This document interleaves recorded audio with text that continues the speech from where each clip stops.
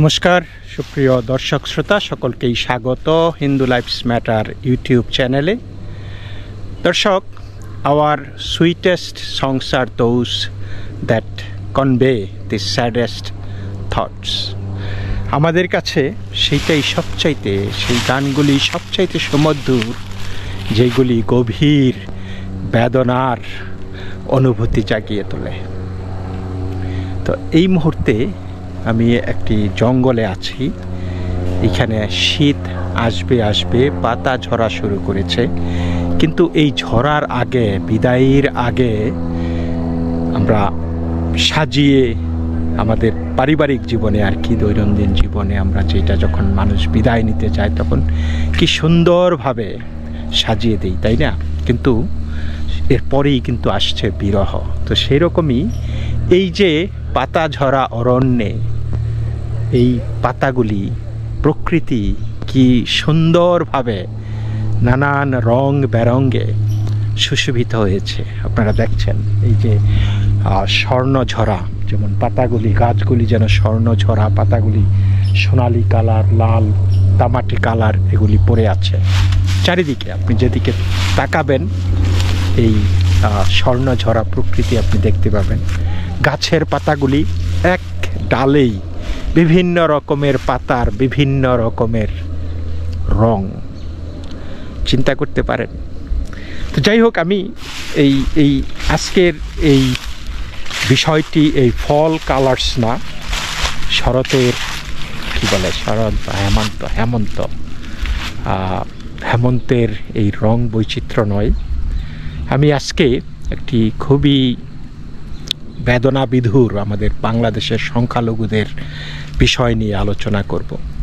দর্শক, চিন্ময় প্রভু রাতারাতি বাংলাদেশের সনাতনী সমাজের নেতা হয়ে গেলেন এবং এই চিন্ময় প্রভুকে গ্রেপ্তারের পরে হতাশায় আমাদের সনাতনীরা বাংলাদেশে নিমজ্জিত হয়েছে এবং সেই হতাশা থেকে অনেকের ক্ষোভ।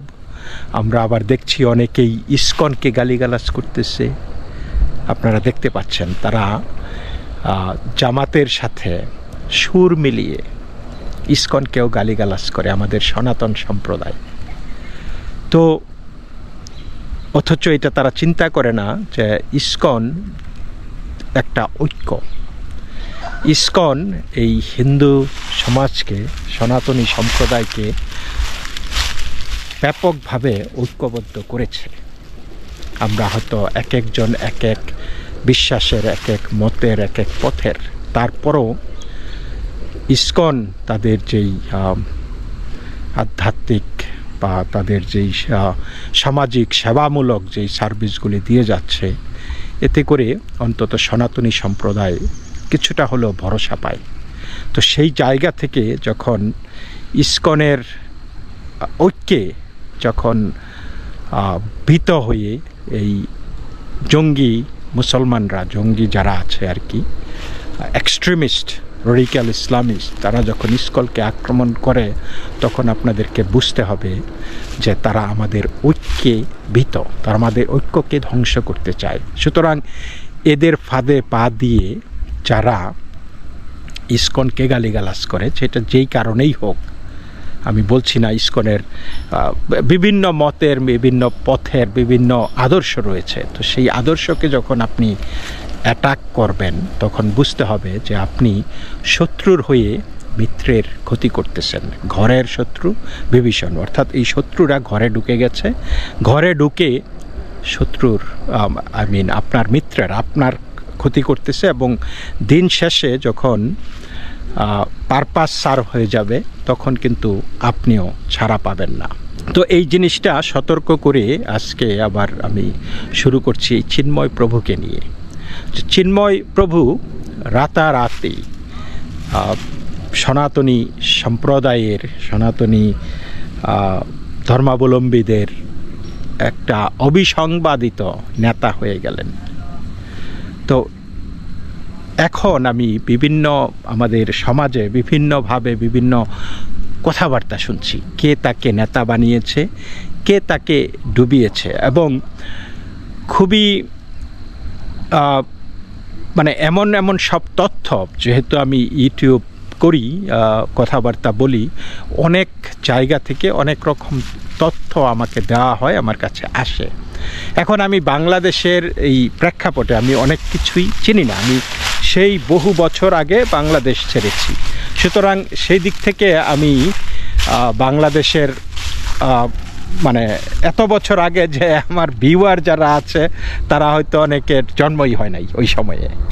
সো এবং এখন বাংলাদেশে যারা ইয়াং নেতৃত্ব আছে হয়তো তাদেরও অনেকেরই জন্মই হয় নাই।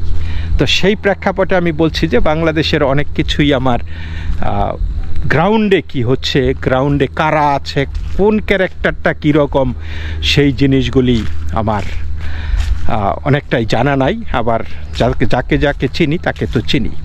তো আজকে আমি একটা তথ্য পেয়েছি।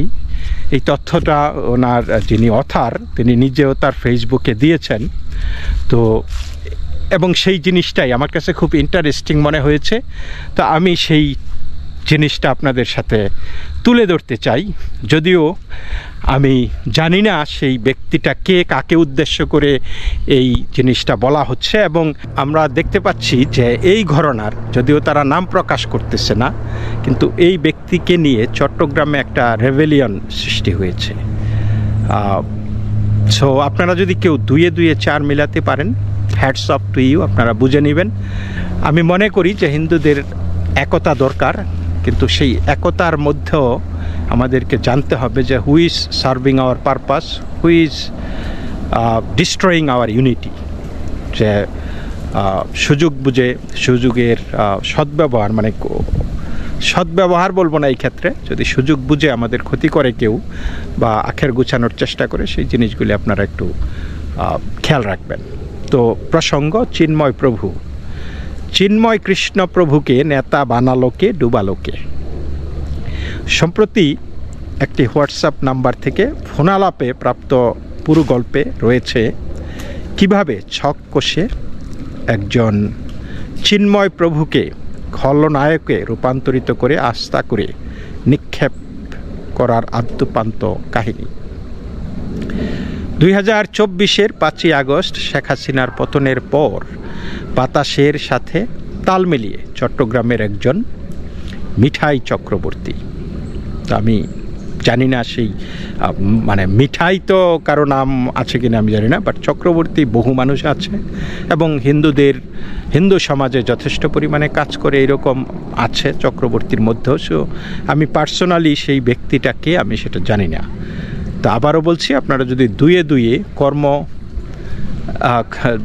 মানে তাদের চিন্তা চেতনা, তাদের বিচরণ, এগুলো যদি অনুধাবন করে এই ব্যক্তিটিকে চিনতে পারেন, সেটা আপনার ক্রেডিট। তো মিঠাই চক্রবর্তী মোক্ষম সময়ে পোল্টি দিয়ে দুর্যোধনের ভূমিকায় অবতীর্ণ না হলে আজ সন্ন্যাসী চিন্ময় কৃষ্ণ দাস প্রভুর ইতিহাস হয়তো লেখা হতো অন্যরকমভাবে।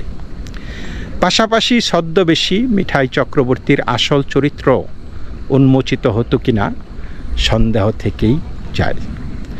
উল্লেখ্য, পট পরিবর্তনের এক সপ্তাহের ব্যবধানে 10ই আগস্ট চট্টগ্রামের স্থানীয় গুটি কয়েক উচ্চশিক্ষিত তরুণের ডাকা সাধারণ একটি সমাবেশ অবিশ্বাস্যভাবে মহাসমাবেশের রূপ নেয়। এই সমাবেশের মধ্য দিয়েই এই গল্পের শুরু। তো দর্শক, এই যে একটা এই গুটি কয়েক উচ্চশিক্ষিত তরুণের ডাকা সাধারণ একটি সমাবেশ চট্টগ্রামের সেই অবিশ্বাস্যভাবে মহাসমাবেশের রূপ নিয়েছে, এটা নিয়ে একটু কথা বলি। কেন সেই ছোট্ট একটি সমাবেশ মহাসমাবেশে রূপ নিল? কারণ এটা বাংলাদেশের সংখ্যালঘুদের, বাংলাদেশের হিন্দুদের মানে যুগ যুগ ধরে যেই যেই দহনে তারা জ্বলছিল, যেই অন্তর্দহন ছিল, তুষের আগুনের মতো জ্বালা ছিল নিপীড়িত বঞ্চিত মানুষের, সেই জ্বালার একটা বহিঃপ্রকাশ। সেই জন্যই স্রোতের মতো, উত্তাল ঢেউয়ের মতো তারা সেই লালদিঘির ময়দানে ছুটে এসেছিল। তো এইখানে অনেকেই বলেন যে কেন, মানে অনেকে যারা নাকি মুসলমান আছেন আর কি, যারা আমাদের ব্যথাটা যারা কখনই অনুধাবন করেন না, যখনই কোনো কিছু বলে তখনই বলে যে ভারতের কারসাজিতে এটা হচ্ছে, ভারত চলে যান, এই সেই যারা বলে, তাদের সেই গতানুগতিক সেই প্রশ্ন, কেন আপনারা শেখ হাসিনার পতনের আগে এই সমস্ত দাবি নিয়ে বিশাল বিশাল সমাবেশ করেননি? কেন শুধুমাত্র এই শেখ হাসিনার পতনের পরই, নতুন সরকার আসার পরই আপনারা এই আন্দোলন করলেন? এটা অযৌক্তিক কথা না, কিন্তু এইটাও আপনাদের যেমন শেখ হাসিনার পতনের পরে আপনাদের মনে যেমন আশার সঞ্চার হয়েছিল, আপনারা হাতির 5 পাও দেখে ফেলেছেন, সেরকম আমাদেরও হিন্দু সম্প্রদায়েরও একটা প্রত্যাশা ছিল যে এই নতুন বন্দোবস্তে আমরাও একটা ভূমিকা চাই, নতুন বন্দোবস্তে আমাদেরও বলার আছে। কারণ পুরাতন বন্দোবস্তেও আমাদের মুসলমান ভাইয়েরা বোনেরা তারা লাভবান হয়েছে, নতুন বন্দোবস্ত তো তাদেরই বন্দোবস্ত, তাই না? সুতরাং সেই ইকুয়েশন থেকে যখন আমরা পুরাতন বন্দোবস্তে তো ছিলামই না, নতুন বন্দোবস্তেও যখন আমরা নাই হয়ে গেলাম, আমাদের কোনো প্রতিনিধিত্ব নাই, সেইখানে আমাদের ক্ষোভটা এইরকম এই যে বঙ্গোপসাগরের ঢেউয়ের মতো মানে আশ্রয় পড়াটা অস্বাভাবিক নয়। সুতরাং সেই 10ই আগস্টের সেই সম্মেলনটা মহাসম্মেলনে পরিণত হয়েছিল। তো যাই হোক, এই সমাবেশের মধ্য দিয়েই গল্পের শুরু। সমাবেশের মঞ্চে দাঁড়িয়ে শ্রীমৎ চিন্ময় কৃষ্ণ দাস প্রভুর পাণ্ডিত্যপূর্ণ বক্তৃতার পর সেদিনই তার ভাগ্য নির্ধারিত হয়ে যায় বলা বাহুল্য। রাতারাতি পরিচিতি পান অনলবর্ষী চিন্ময় প্রভুর খেতাব। তারপরের ইতিহাস সবার জানা। 10ই আগস্ট অনুষ্ঠিত মহাসমাবেশের কিছুদিন পরই মিঠাই চক্রবর্তীর গতিবিধি অনেকের মনে সন্দেহের দানা বাঁধে। সুদর্শন মিঠাইবাবুকে সচেতনভাবেই যখন নেতৃত্বের ধারে কাছেও তরুণরা ভিড়তে দিচ্ছিল না, ঠিক তখনই তিনি কৌশলে সরাসরি চিন্ময় প্রভুর সঙ্গে ঘনিষ্ঠতা বাড়ান, সফলও হন। চিন্ময় প্রভুকে চট্টগ্রামের নেতৃত্ব থেকে বিচ্ছিন্ন করার কুটচাল শুরু করেন। ঢাকার কয়েকজন সুপরিচিত হিন্দু নেতাকে দলে টেনে চিন্ময় প্রভুর ওপর কর্তৃত্ব প্রতিষ্ঠিত করতে সমর্থ হন মিঠাই চক্রবর্তী। ছিটকে পড়েন চট্টগ্রামের আঞ্চলিক পরিচ্ছন্ন ও রাজনৈতিক তরুণ নেতৃত্ব। ঢাকায় একটি সভায় সন্ন্যাসী চিন্ময় প্রভুকে জড়িয়ে প্রকাশ্যে অর্থ কেলেঙ্কারির বক্তব্য শুনে চোখের জল ফেলেন চিন্ময় প্রভু। শত শত যুবকের সামনে চিন্ময় কৃষ্ণ প্রভুর নামে আর্থিক কেলেঙ্কারির অভিযোগ এনে প্রথমেই তাকে বিতর্কিত করা হয়। চিন্ময় প্রভু তখনও অন্ধকারে কি হতে যাচ্ছে সেটা বুঝতে পারেননি। চিন্ময় প্রভুকে উচ্চাবিলাসী মন্ত্র দিয়ে মূলধারা অর্থাৎ চট্টগ্রামের আঞ্চলিক নেতাদের থেকে বিচ্ছিন্ন করে ঢাকা এবং রংপুরে সমাবেশের পরিকল্পনা সাজান মিঠাই চক্রবর্তী গংরা। জানা যায় চিন্ময় প্রভুকে নিয়ে ভারত সফরের পরিকল্পনাও চূড়ান্ত করা হয়েছিল। হিন্দুদের উত্থাপিত 8 দফা দাবি নিয়ে অন্তর্বর্তী সরকারের দৃষ্টি আকর্ষণ করা ছিল স্বাভাবিক প্রক্রিয়ার অংশ। তবে প্রতিষ্ঠিত হিন্দু সংগঠনগুলোকে পাশ কাটিয়ে একাধিক রাজনৈতিক দলের শীর্ষ নেতার সঙ্গে বিচ্ছিন্নভাবে দেন দরবারের পেছনে কোনো দুরভিসন্ধি ছিল কিনা এ নিয়ে ধোঁয়াশা কিন্তু রয়েই গেছে। চিন্ময় কৃষ্ণ সন্ন্যাসীকে উচ্চাবিলাসী মন্ত্র দিয়ে মূলধারা অর্থাৎ আঞ্চলিক চট্টগ্রামের নেতাদের থেকে বিচ্ছিন্ন করে ঢাকা ও রংপুরে সমাবেশের পরিকল্পনা সাজানোর পেছনে মিঠাই চক্রবর্তীর উদ্দেশ্য নিয়ে অনেকের প্রশ্ন রয়েছে। তবে এটা পরিষ্কার যে সেটাই ছিল চিন্ময় প্রভুর বিরুদ্ধে ষড়যন্ত্রকারীদের শেষ পেরেক। চিন্ময় ইস্যুতে আন্তর্জাতিক যোগাযোগের মাধ্যমে বিপুল অর্থ সংগ্রহের মাধ্যমে কোটি টাকা পকেটে ভরার খবরও বাতাসে ভেসে বেড়াচ্ছে। বাংলাদেশের একটি হিন্দু ধর্মীয় সংগঠনের শীর্ষ নেতাকে বাগে আনতে মিঠাই চক্রবর্তীর হানি ট্র্যাপের চেষ্টার অডিও রেকর্ডও সংরক্ষিত থাকার খবর রটেছে।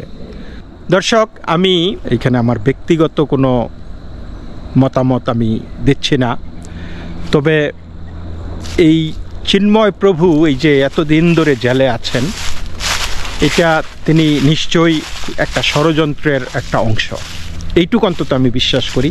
তা না হলে একটা মানুষ, সন্ন্যাসী মানুষ, তার আপনার এবং তার বক্তব্যে কোনো ধরনের উস্কানি ছিল না, কোনো ধরনের মারদাঙ্গার কোনো কিছু ছিল না, শুধুমাত্র স্রেফ সংখ্যালঘু নিপীড়িত নির্যাতিত মানুষের কথা বলার কারণে তাকে গ্রেপ্তার করা হলো।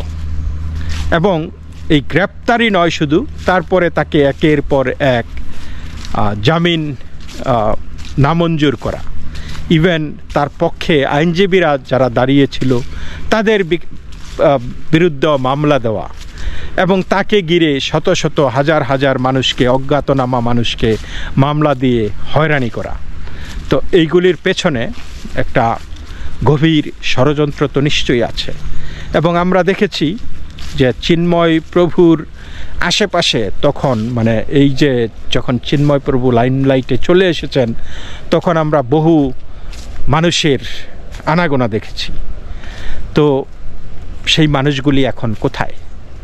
চিন্ময় প্রভু এখন কোথায়? আমরা শুনতে পাচ্ছি যে চিন্ময় প্রভুর নামে বিভিন্ন জায়গা থেকে যথেষ্ট পরিমাণে অনুদান এসেছে তার লিগ্যাল হেল্পের, লিগ্যাল এইডের জন্য, কিন্তু সেই টাকাগুলির স্বচ্ছতা সেইটা নিয়েও কিন্তু প্রশ্ন উঠতেছে। মানে এখানে নানাবিধ সমীকরণ হচ্ছে। তো আমি জানি না কোনটা ঠিক কোনটা বেঠিক, কিন্তু কিছু একটা যেখানে আপনি ধোঁয়া দেখবেন সেখানে যে আগুন আছে এটা তো বলার অপেক্ষা রাখে না।